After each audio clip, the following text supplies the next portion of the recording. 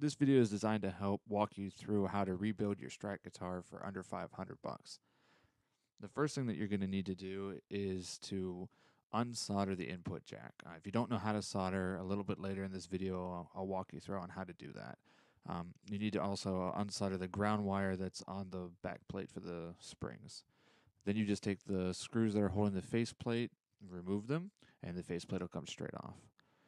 Then from that point, you just remove all the screws holding the bridge and the neck on, and everything will just come apart. And you'll have what we have here, which is basically just wood.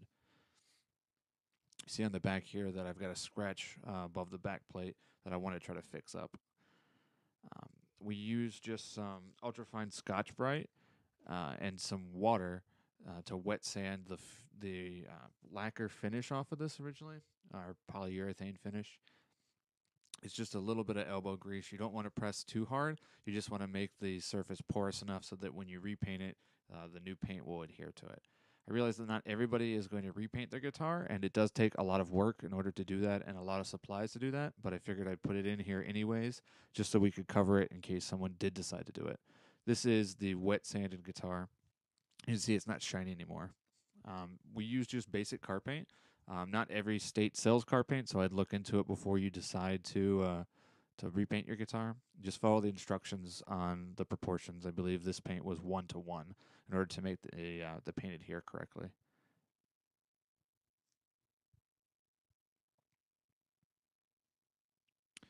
After that, we just used a tack cloth to get off any fingerprints because the oil on the from your fingerprints will actually make the paint distort, what's called a fisheye.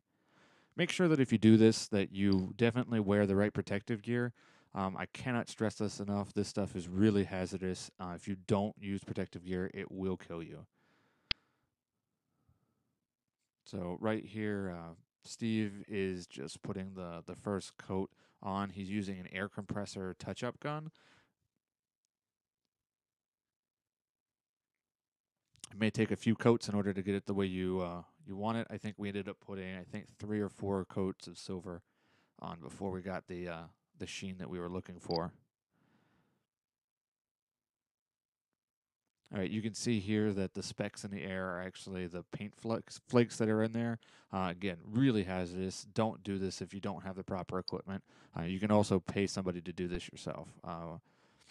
When we decided to put the actual design on it, because I did want to design on the guitar to make it a little bit more unique, we just picked up some lacquer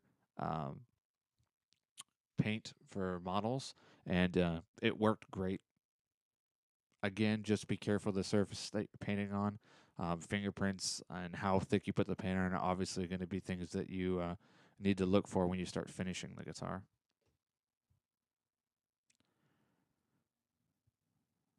All right, this is just the first step of our outline. This was the design for the sparrow that was on it.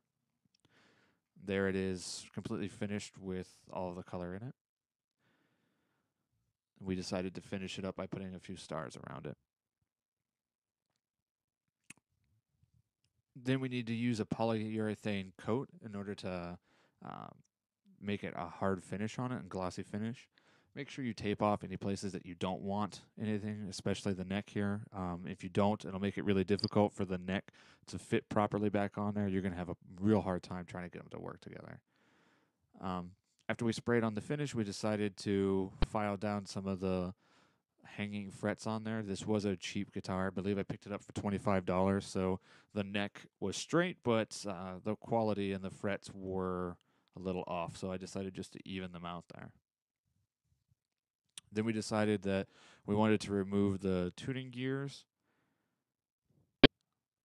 As you can see here, it's pretty easy. On the Squire, they use pretty cheap tuning gears standard, so it's just a matter of 2 screws taking out the back. Then when you flip it over, you'll see there's kind of like a little washer or a nut thing that holds it on there in the front. It just pops off from the back, and there you go.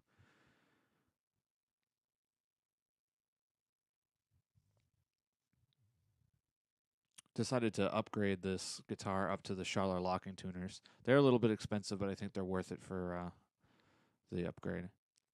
In order to do that, we actually had to drill out a hole big enough for them, then mark pilot holes on where the little cleats would go for the new tuners.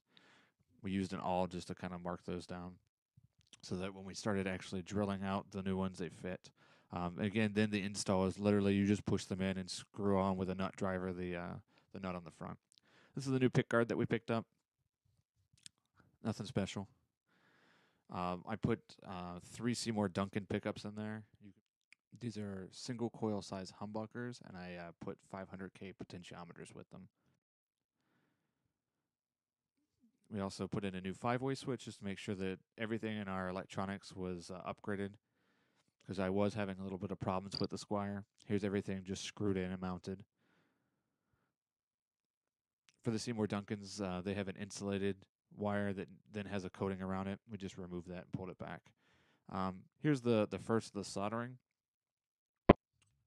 So on here, I just show you that literally to solder on, all you need to do is just touch the wire. In this case, I'm soldering 2 wires together. I got both of them hot, and then you touch the rosin core solder to it in order to pull the solder onto the wires. And it's as easy as that. Here you can see some of the grounds that are soldered onto the pot, as well as the 5-way switch. This is the capacitor that was standard on it. We decided to remove it because it was making a very muddy, nasty sound on the original pots, and I replaced them with a 0.1 poly cap. This thing is actually for like a wah pedal. Has a really great tonal range on it. I'd highly suggest it to anybody. Now I'm going to polish up all the stock parts on there. So this is like the back plate, the bridge, etc. You can actually see that it was pretty cruddy to begin with, and now it's bright enough that you can see my reflection in there. Here's the bridge before I cleaned it. You can see the input jack behind it.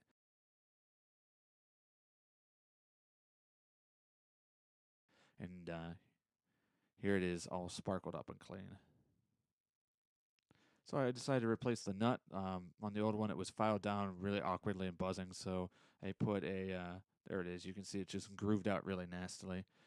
This one, you just kind of replace it by tapping out, and you just insert the new one. It's a little bit of sanding. I wouldn't advise this one unless you know what you're doing. You might want to take it to a tech. Also decided to put strap locks on it for 25 bucks. Simple install with just a screw in the body. And these are some chrome tone knobs at the end here with all of the electronics and the faceplate screwed back in. So here's what it looks like, all done. Here's what it looked like when we started. $500 later. Brand new guitar. I swear it plays like a $2,500 guitar. You'd never know it started off as a Squire. I hope this video has been helpful to show you how to rebuild and upgrade your guitar. I know it certainly was a lot of fun for me to take a relatively inexpensive Squire and turn it into something that I'm really proud of. So enjoy and best of luck to you. It only takes a little bit of elbow grease, a good amount of tools, and just some creative know-how. So have fun and good luck.